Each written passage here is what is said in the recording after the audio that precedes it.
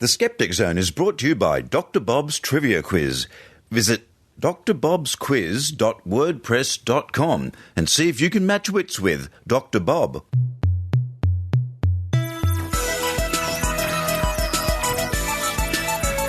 Welcome to the Skeptic Zone, the podcast from Australia for science and reason. Here are your hosts, Richard Saunders and Stefan Sojka.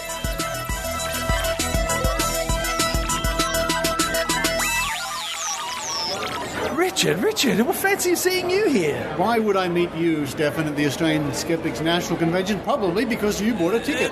No, I'm actually lost. I was at a Thai restaurant and I was looking for my car in the car park and I just happened to walk through the building and look, there's a big skeptic convention on. What's going on? We just stepped outside because it's very noisy inside. I can see George Harap through the window. There's Jay Novella, Evan Bernstein. It's all celebrities happening. And all the guys from The Chaser are here. Yes, and, it's amazing. And hundreds of people. It's a really big convention. It's fantastic. Yeah, so especially for a little place down under. A little place down under.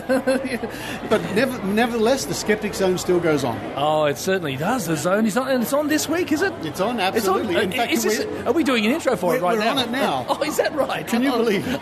That's hard to believe. And I bet you're wondering what's coming up. I am totally wondering. I'm sitting here gazing at this beautiful sunny day here in Chatswood. Christmas tree down there. Christmas trees. People, grassy lawn. Lots of people walking in very skimpy clothes out there. Look it's a warm day. It's Australia. It is. Yeah, people wear skimpy clothes in Australia. But, what is happening for the show? Well, we've got little grabs and bits and pieces from the Skeptics field, a road trip to Canberra with SGU. I was a bus driver. I saw some of the Facebook posts. It looked like a lot of fun. We have a little chat with Steve Novella from Skeptic Side to the Universe, and bits and pieces from the big extravaganza we had last night, or the night before last, I should say. Oh, yes, which I missed out on again. But everyone's saying, you should have been there, it was awesome, it was huge. And as ever, we've got a Week in Science from the Royal Institution of Australia, and then it's part 2 of Maynard's Spooky Ghost Adventure. And this week, we try the Ouija board. Oh, yes.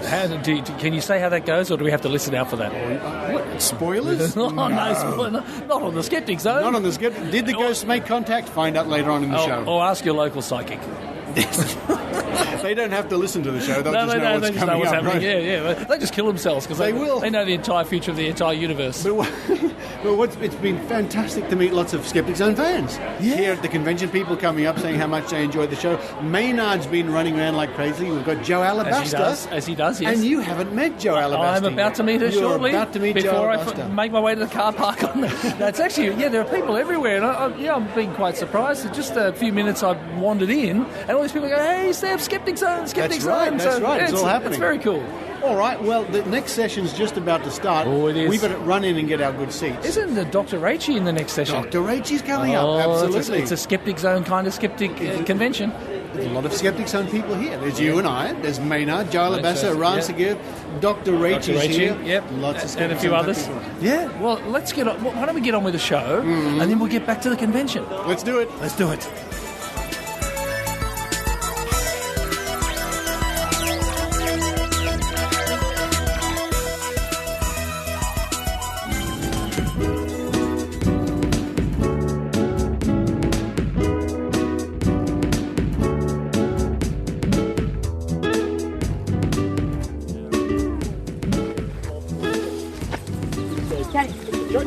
Hello, Evan. Hi, Richard.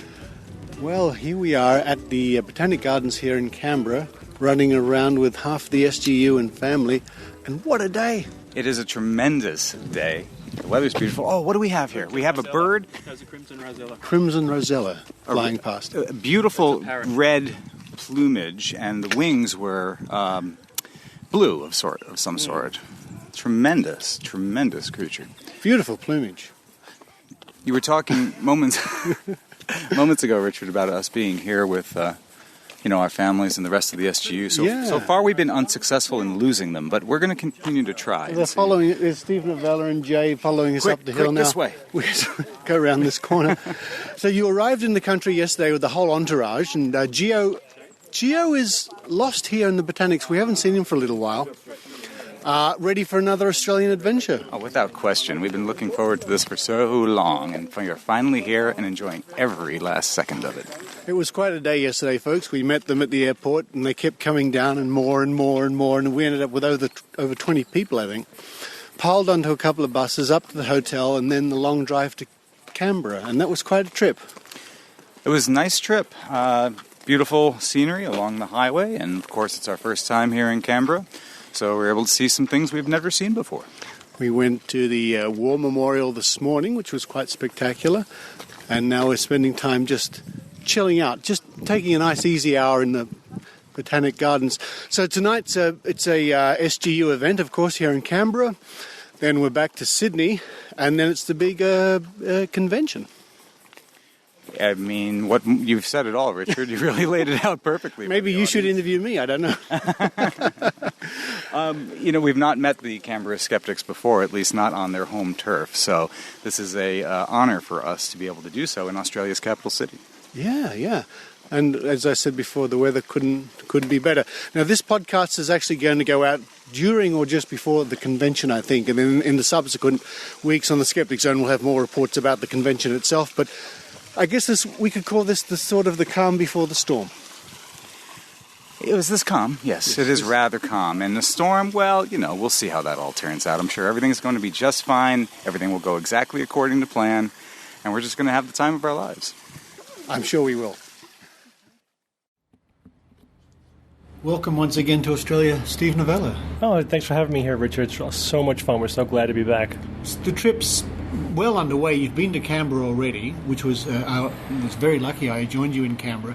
And I understand that you've been getting some good feedback from your Canberra experience. Yeah, absolutely. I mean, we had a great time in Canberra meeting the local skeptics down there. We did just a Q&A session. It was very relaxed, but everyone had a good time, and we're getting a lot of positive feedback, a lot of very nice thank yous for taking the time to go down there. But we loved it. We had a great time. I agree. It was a fantastic trip, and for me, it was a kick to be your bus driver.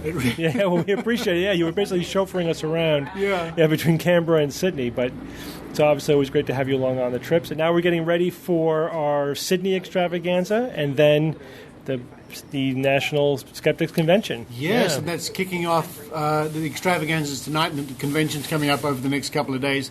What does it mean for you to take the podcast on the road? I mean, normally you're all individually in your own places doing the podcast together that way. Yeah, we're all sitting in our homes. I mean, I'm in my home office with the door closed by myself with my headphones on.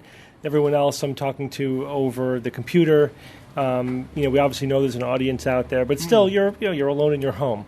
When we're on the road, first of all, we're physically together, which creates just a different dynamic, and we get the feedback of a live audience, which creates so much energy. We love doing the live shows, and we wish we could do this a lot more often. But we have families and jobs and stuff like that. But we like to do it as often as we can. It is a tremendous amount of fun for us. It comes across when the other day in Canberra when we had that the live event with the audience, and I suppose for you it's a different experience because normally, like me, we do parts for the podcast, our respective podcasts, and then there's a certain amount of post-production, lots of editing involved.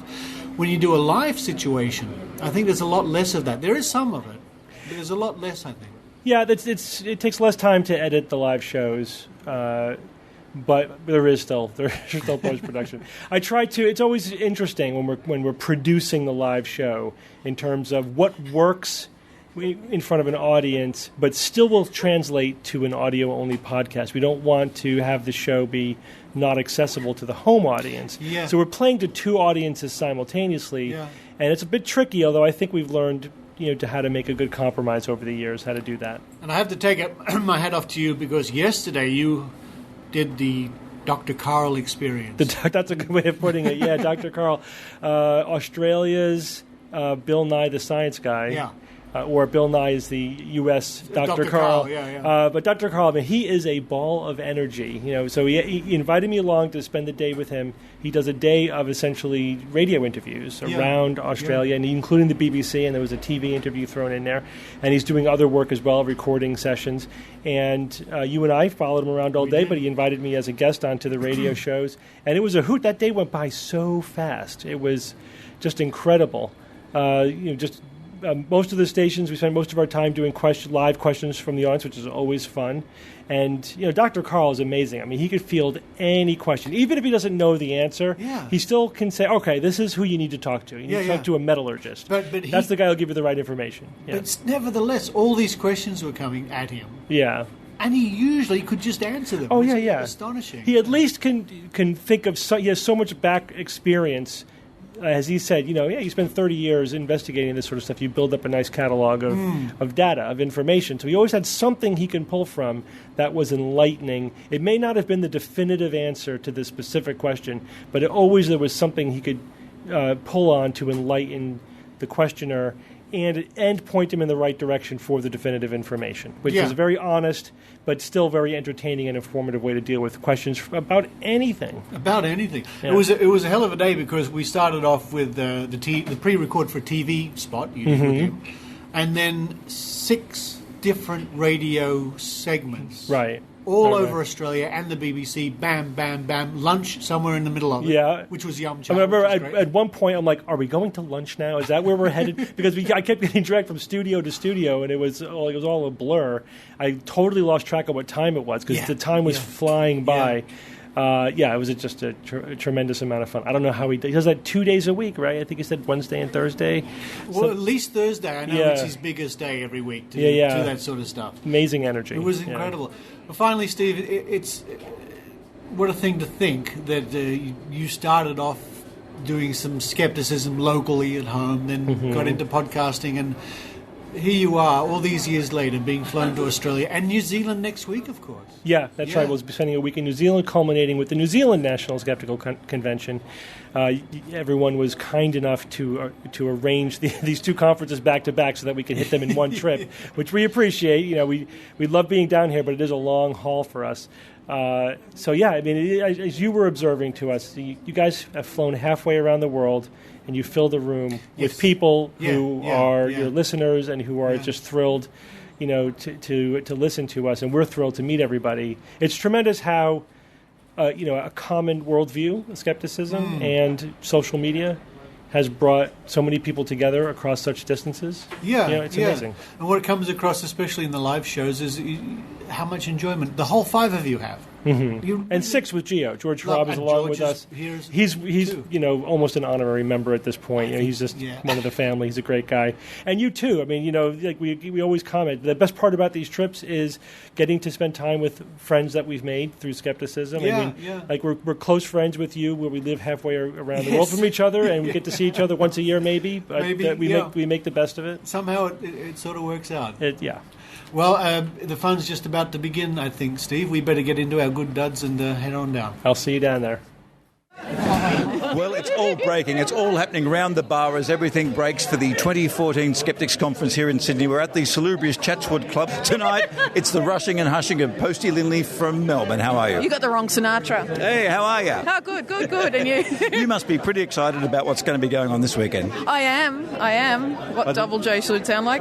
What are you looking forward to the most? What Double J should sound like? Yes, I know you're hosting another podcast, but what skeptically are you looking forward to this week? I can't think about it at the moment. Okay. Sorry. Well, have you got something marked on your calendar for the weekend excitement? People. Sorry? Not as long as there's people for me to talk to. Oh, right. And what will your subject be? You're going to push some bioscience on them or what? You overestimate me, Maynard. Oh, okay. Just going to talk about Kim Kardashian's bum like everyone else. I think Kim Kardashian's bum speaks for itself. Not literally. Figuratively. And what are you looking forward to this week as well? Well, before you have that big drink there anyway. Dr. Carl. It's always Dr. Carl. Oh, Dr. Carl? Yeah. Yeah, he's excited about everything, isn't he? Oh, that's the thing. That's why he's so great. Yeah. And what are you excited about this weekend? Well, of course, you've got the SGU here, and they're a fantastic group of people, but it's mostly just meeting other skeptics and just having a general chinwag. Yeah, because despite all the skeptics in the pub that go on, they don't actually get together in the same place all that often, do they? No, well, there's the virtual space. We're always on Facebook and Twitter and that, so I think we keep in touch that way, but it's good to meet face-to-face every now and then. Very excited. Hang on. I brought it just for you. Things have happened. Richard, how is it going so far? It's only a few seconds into it. Have things gone wrong yet? Maynard, what the hell's happened? I went upstairs for 2 minutes and suddenly the room is full of skeptics. What's going on? With you, what can we expect from you tonight? For me, well, it's my birthday. Is it? I don't mind saying it's my birthday. 29 again. I'm going to have a great day. A night. Look at Joe Alabaster, our reporter. How are you, Joe? I'm fantastic. I believe you've got an injury cloud going on. I've got a what? An injury cloud. You're not well. I'm fine now, actually. Thank you for bringing it up. My horribly violent illness. I'm great now. Thank you very much. Well, you're looking quite fine tonight, and you've got quite a pattern dress on. Very good. Thank you. You're looking great. So much. You're actually rather iridescent yourself. Yeah, it's a suit I haven't worn since 1990, but it's looking good. It does. It's fantastic. Thank you. It's like wearing a big bit of plastic.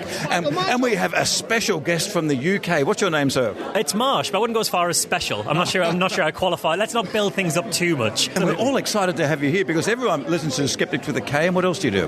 What else do? I do the Be Reasonable podcast, where I talk to people who I disagree with in nice ways and figure out why we disagree and things. That's fun. I work for the Good Thinking Society, which means I'm one of the only full-time skeptics in the UK as a full-time job. Wow. And that means I get to monkey with people who kind of deserve it a little bit. I love to say monkey. You say monkey, I love it. Now, is Brian Cox from around your area of the world? Not far off, yeah. So he's from Manchester, so I'm in Liverpool. There's a big rivalry, Liverpool-Manchester. Yeah. There's for 35 miles of difference. If you're not in Liverpool, you're a foreigner, even if you're in Manchester. That's how vibrant this rivalry is. But it's all kind-hearted. It's all lovely. I can promise the listeners we'll have a much longer interview over the weekend because I want to have it because and you brought the big book of bullshit with you, haven't you? Fantastic book of facts, yeah, the giant book of fantastic facts, which is a lot of rubbish. It is. It's brilliant. It's a book that so Mike Hall from Skeptic with a K, he had this book as a kid, and then he looked back over it and thought, hang on, most of this was bullshit. So one of the segments we did on the show every week was he'd go through one of the stories in the book and then find out whether it was true or not. And some of the stuff in there is just bonkers, and then other bits turn out to be actually true, and that's even weirder in a lot of ways. Yeah. Now, I remember listening to your podcast, and there is a member of your crew that travels very light, only takes one pair of underpants with them when they travel. Is that you? No, that's Mike. Okay, right. So Mike is constantly in a three-piece suit. Yes. Never anything else other than a three, because he figures at that point he can't be underdressed. That's true. For any occasion. But it does mean that he'll just take a laptop bag with a pair of pants just for 2 weeks. Hey, look, speaking of bad language, recently one of your episodes was pulled, so to speak, because of a bit of a problem. Can you let us in on what kind of problem it was or not? A legal one? A rude one? You gave someone's name away? So you've got to keep it between the two of us, but basically I'm an idiot, essentially. And I think I went into a bit more detail on the story than I probably would have liked it on for something that was ongoing. Okay. So I kind of figured let's keep a few more of the cards back so that in the future we're going to talk about it. Right. So the show went out and we were very happy with it. And nothing I said was legally bad or anything like that. And then I kind of thought,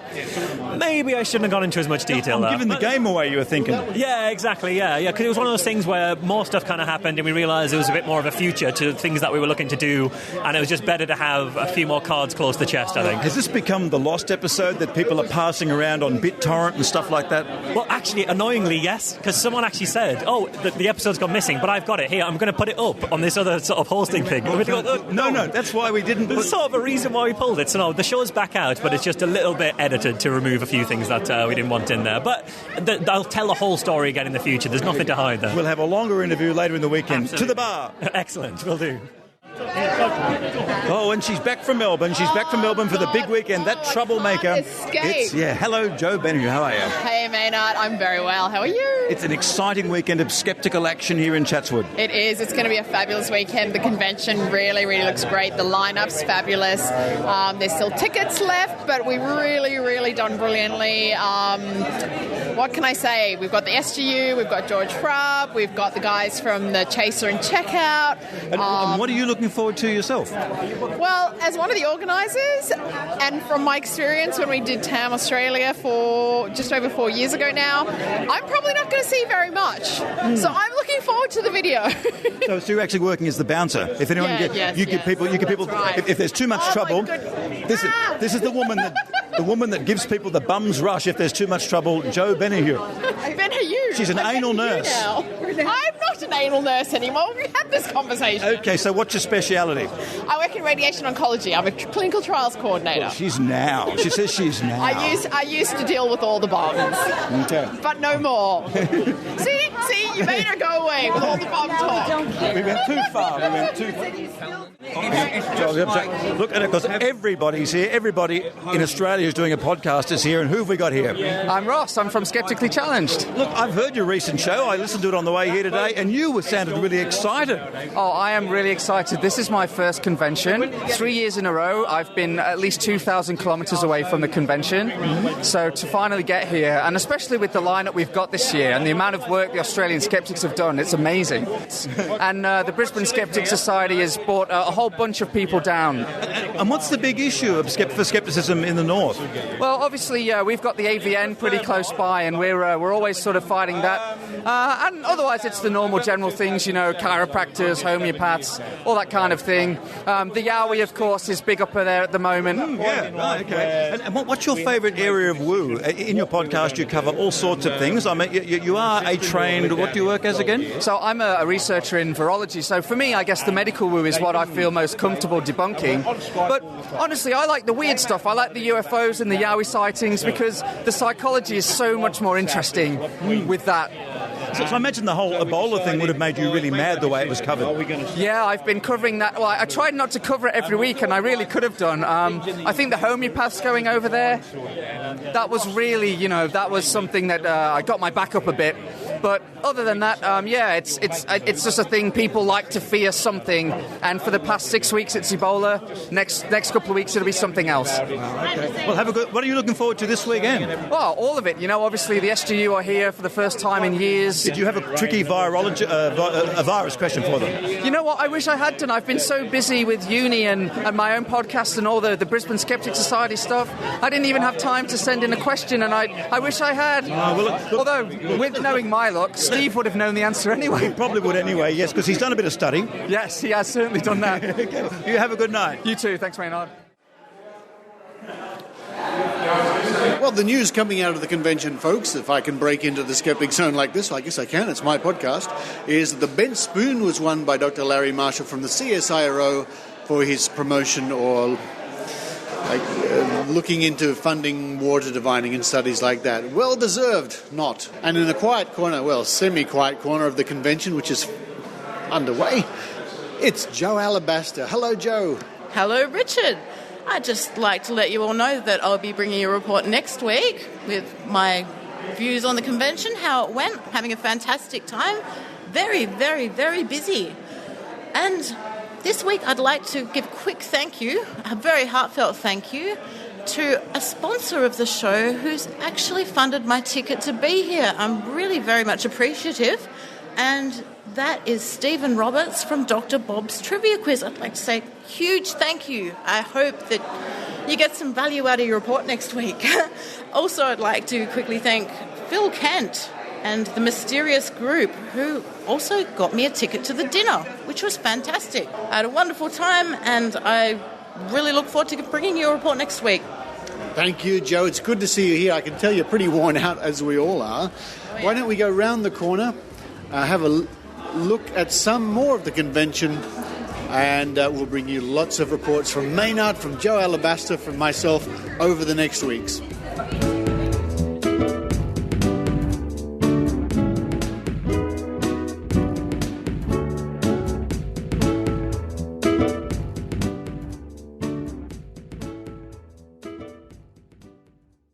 On Maynard.com.au. This is a time where Tim Ferguson speaks truth to power.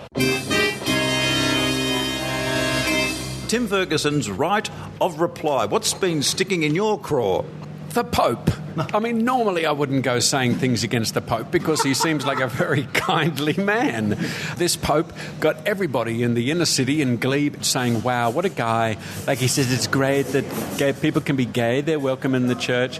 People can be murderers. That's okay. I actually heard him described as the atheist's Pope. And what? Do people know what that means? Yeah, atheists have to take a long, hard look at themselves. In fact, not too long, not too hard, because a lot of atheists really aren't much to look at, which is part of the reason why they don't trust God. On Maynard.com.au.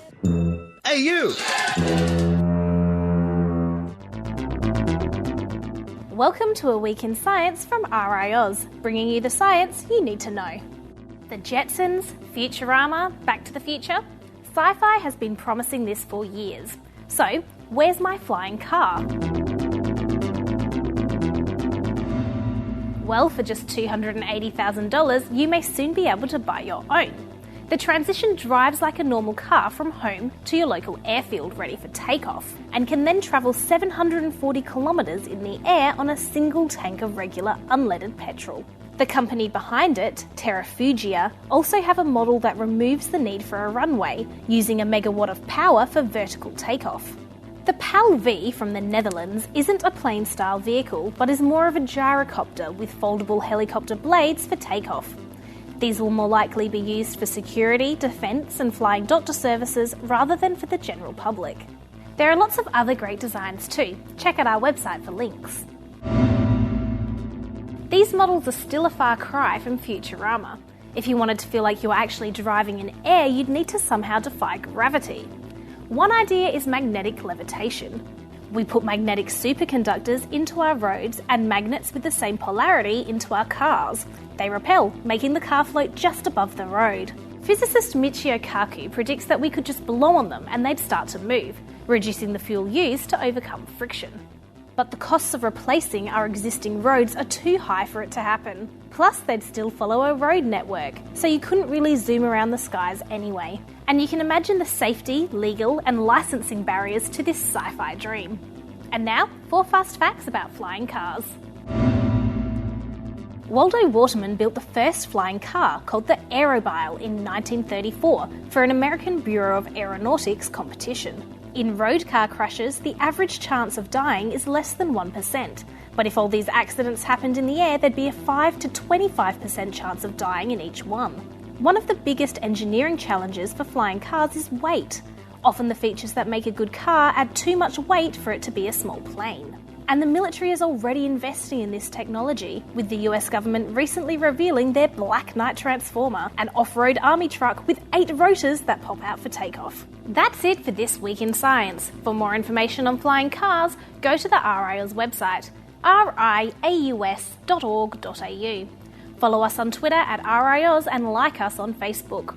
I'm Kieran Groom, and we'll catch you next week.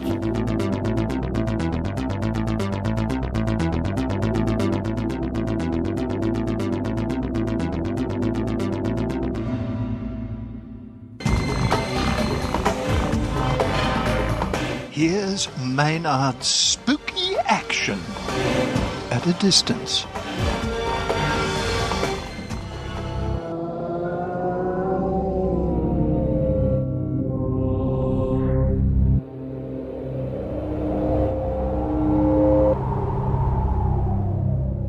Maynard's spooky action this week is part 2 of our ghost adventure to the Field of Mars Cemetery in Ride with Ghost Hunters Down Under.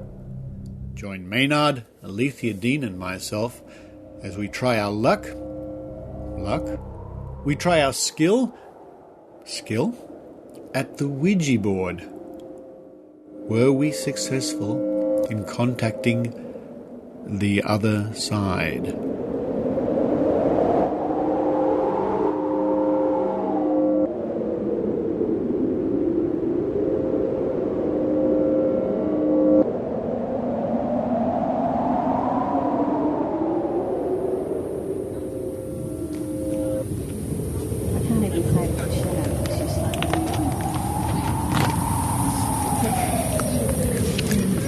You said you saw something then? Yep.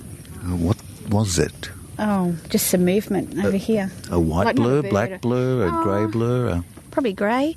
Okay. It wasn't a shape of anything. It was just only about this big, and it was just some movement over there. It wasn't a bird, though. It wasn't flying. So, yeah. They got in the car and the car spun out of control. Oh. The actual brake was stuck. And the car went 100 k's up this road and smashed into this tree. And the lady passed away instantly. I never managed to get her name, but I know she does hang around here. The cottage is just there, All right, the guys who are the caretakers, they just hang around over on the other side of the cottage, which is where their office is. When we actually spoke to them, they told us their cottage, there's quite a lot of things going on inside the cottage, and they asked us as well to try to come up with some evidence of it. So far, we haven't got anything, and that is why we do come here. We try to get as much evidence for them to prove or disprove what might be or might not be here. Have you got any hypothesis or theory about what it might be? Not as yet. Not as yet, because what they say that happens inside the cottage, we haven't actually investigated the cottage, all right, but you can actually go up to the cottage and you put your hand on the wall. You can actually feel like if it's still warm. There is a fireplace inside the cottage, all right, and they do say that it kind of is haunted, as they put it. Like, the guys who work here are actually quite freaked out of going in there. Look, Alethea, I believe you just had an incredibly frightening experience. Yeah, I just walked straight into a spider's web. I heard the web snap and I could feel the webbing on me. But I did disturb the spider. It's still under the tree, but the poor thing has to rebuild. Well, one of the great things about seeing people walk into a spider web is from a distance you can't see them, so suddenly they're walking normally and then suddenly they go into kung fu poses and stuff like that, and you don't know what they're doing. But I hope you recover. Now, you're about to have a go at the Ouija board with Richard Saunders. Now, what's the way that two people that haven't done it before do it? Oh, we'll jump in and do it. You're the odd one out, Maynard. What I might do is actually get everybody to move over here. So, okay. Okay. All right, that's it. Once you're in a spot of happiness, just place your finger gently on there, enough for the piece to move. If you feel that you moved it, please call out that you've moved it, so we don't all mistake it as a situation where we want. So we mean you no harm, no disrespect. We just wish to communicate with you. Please use all our energy and move this piece. We mean no disrespect whatsoever. I guess we just want to have a catch up, see what your side of the story is.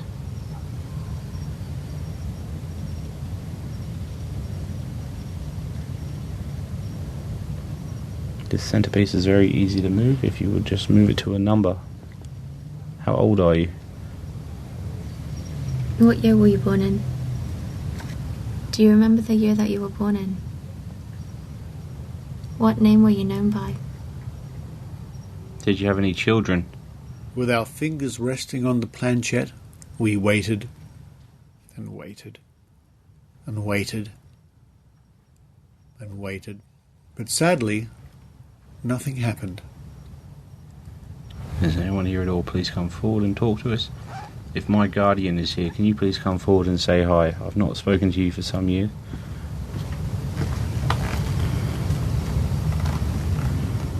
Don't be shy. We are aware there's a lot on the board, so can you just make it move, just to let us know you are here, if it's a little confusing for you?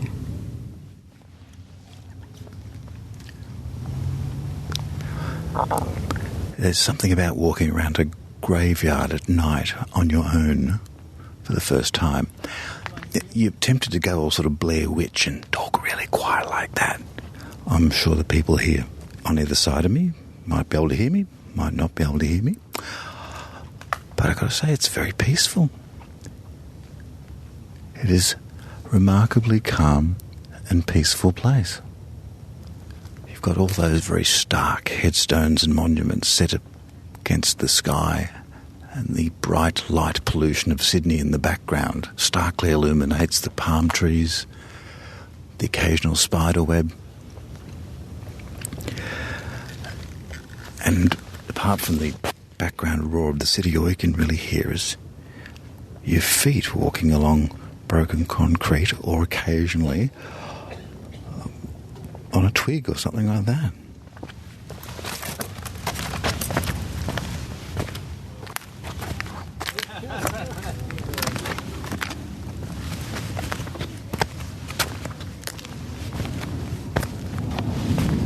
How many times have you been here? Is it a little bit familiar to you now? Yeah, it's getting now. This is my third time now. Okay. So not much has happened as much as I'd like, but I keep going back with the enthusiasm that something will happen. So I guess on one side you can call me a skeptic on half the stuff that people claim, and on the other side I've experienced some things that I believe are real. So you mentioned before when we were doing the Ouija session that you wanted us or the spirits to show us what you'd experienced previously. What was that?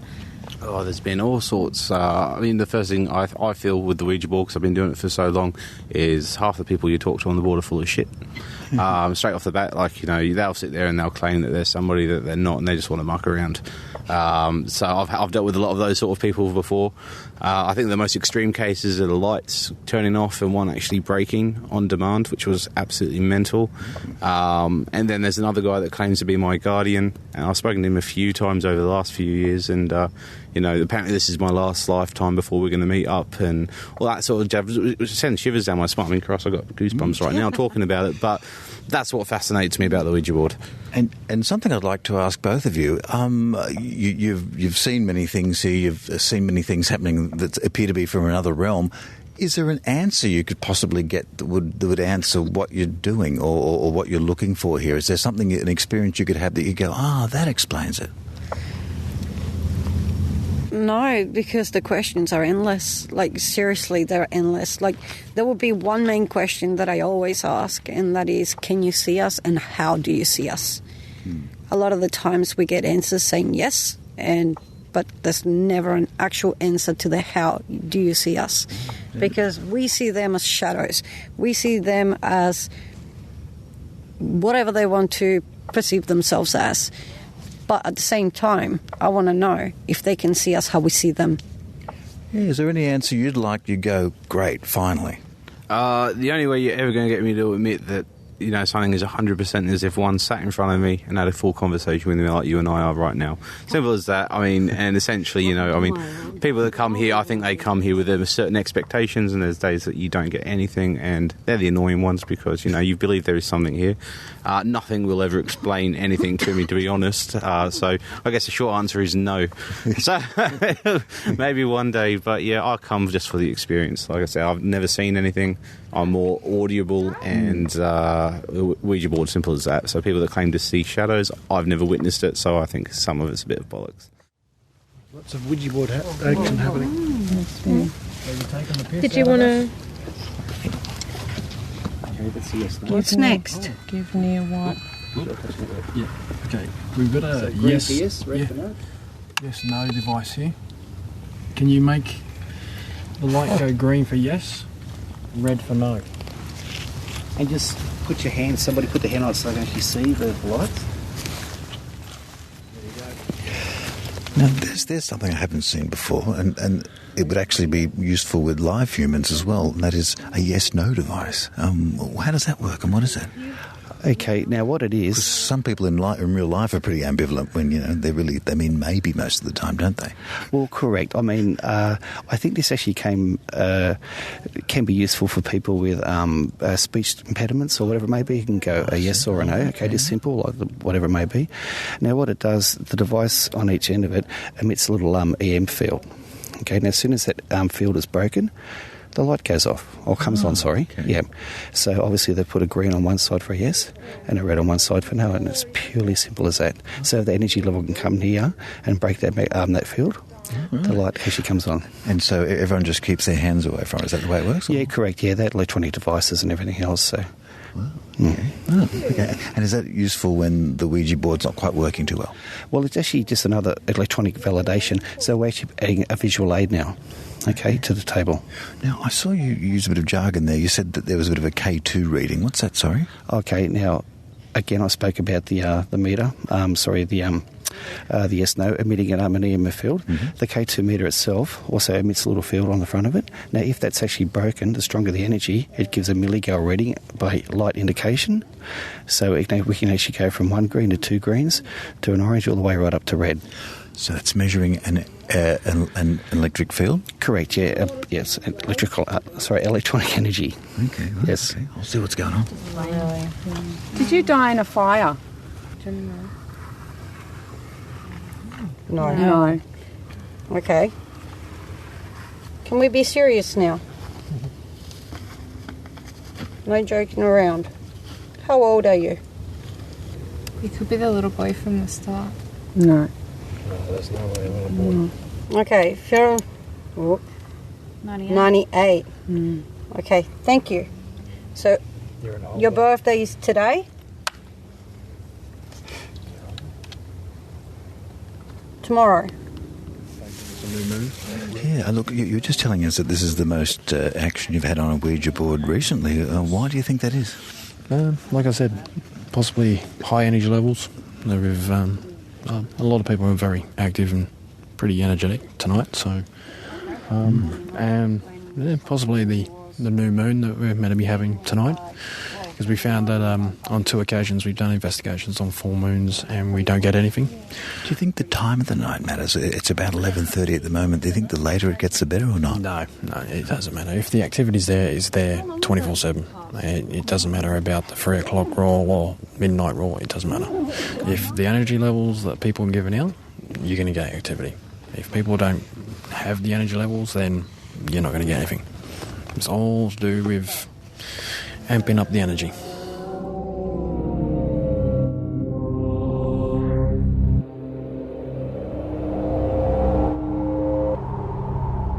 And so our ghost adventure came to an end. Thank you to Alethea Dean for helping to arrange this little excursion into the mysterious and the strange, which turned out to be, not so mysterious and strange after all. Yes, and the second time around, the Ouija board seemed to come alive with the planchette moving all round the place. One might suspect the ideomotor action played its part very well in this situation.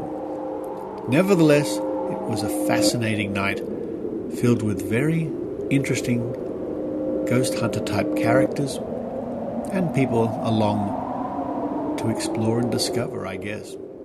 I always learn something on these adventures. And soon we headed off back home in the Skeptic Mobile.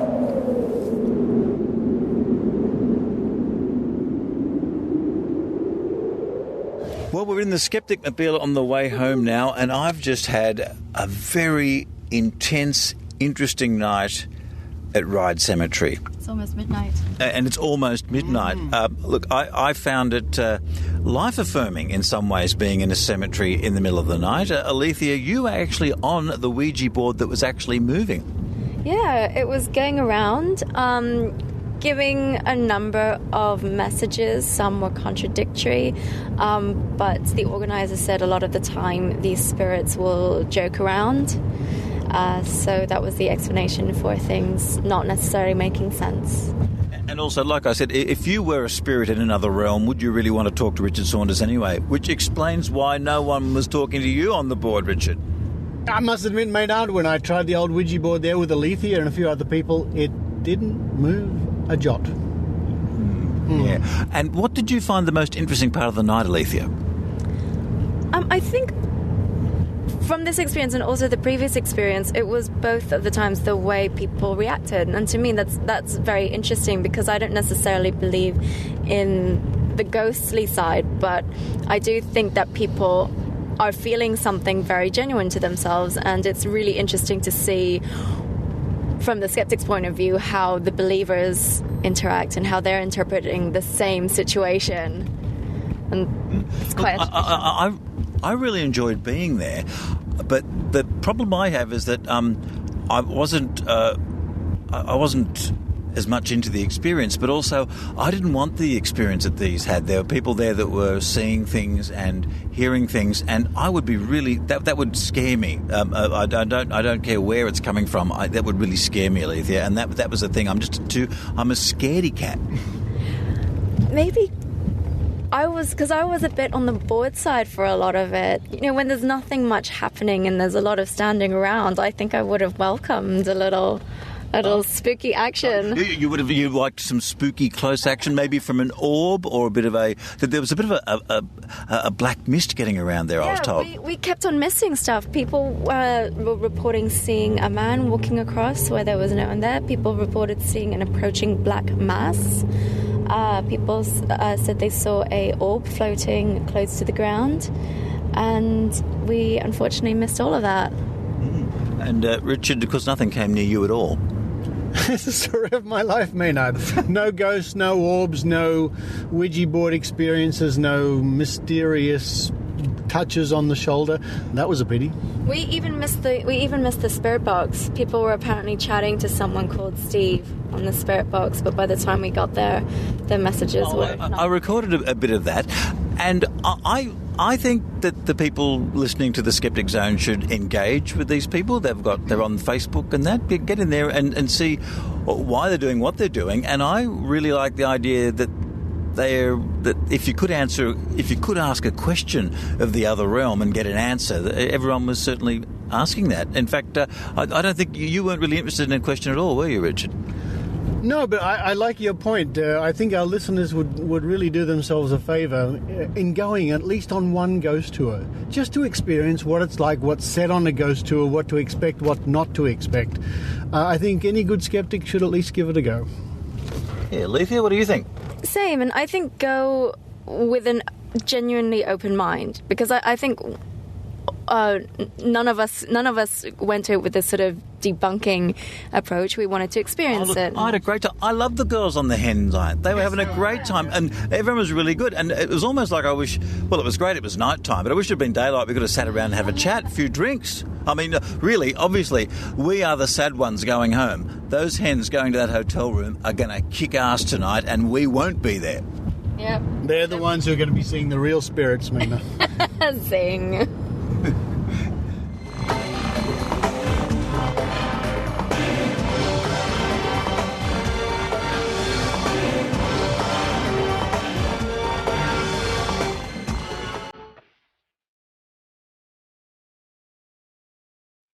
Podcast Science is an award-winning weekly science show in French hosted by a bunch of crazy enthusiasts. We are convinced that the greatest ideas in science are quite easy to grasp as long as they are presented with passion, using a vocabulary common to all curious minds, whatever their academic background, if any. You don't understand French yet? It's never too late. All our stories have a written transcript on the website, and people from all around the world are using our content to learn Molière's language. Our topics range from 0 to infinity, from evolution to artificial life, from electromagnetism to the science of introverts.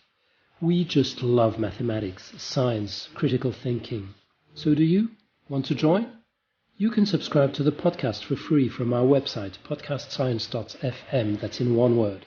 You also find us on iTunes and SoundCloud. See you soon, hopefully. Hâte de vous accueillir. À bientôt sur Podcast Science.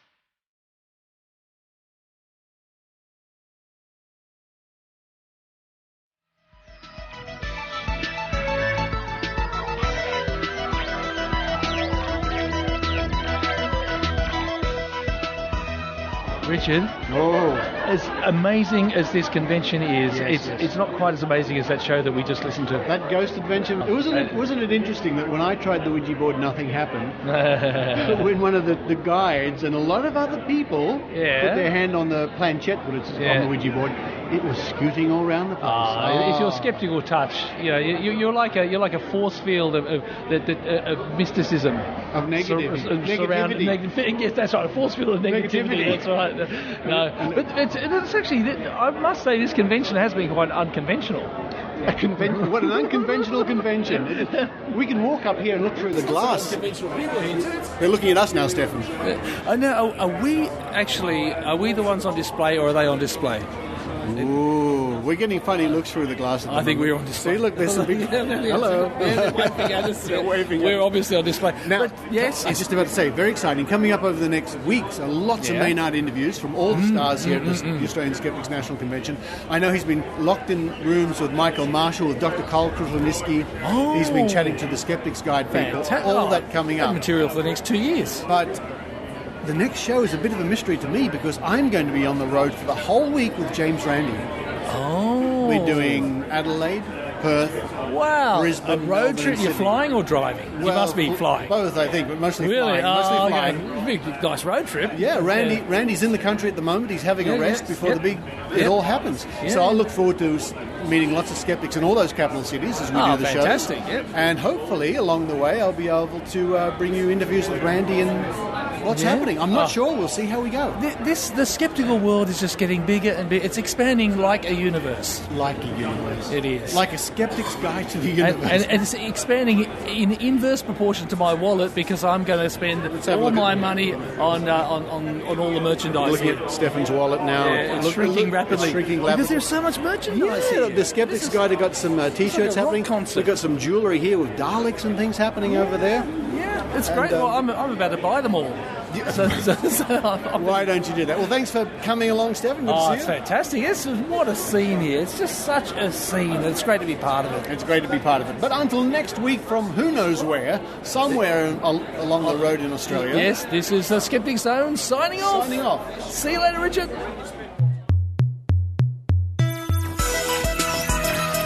You've been listening to the Skeptic Zone. Visit our website at www.skepticzone.tv for comments, contacts, and extra video reports.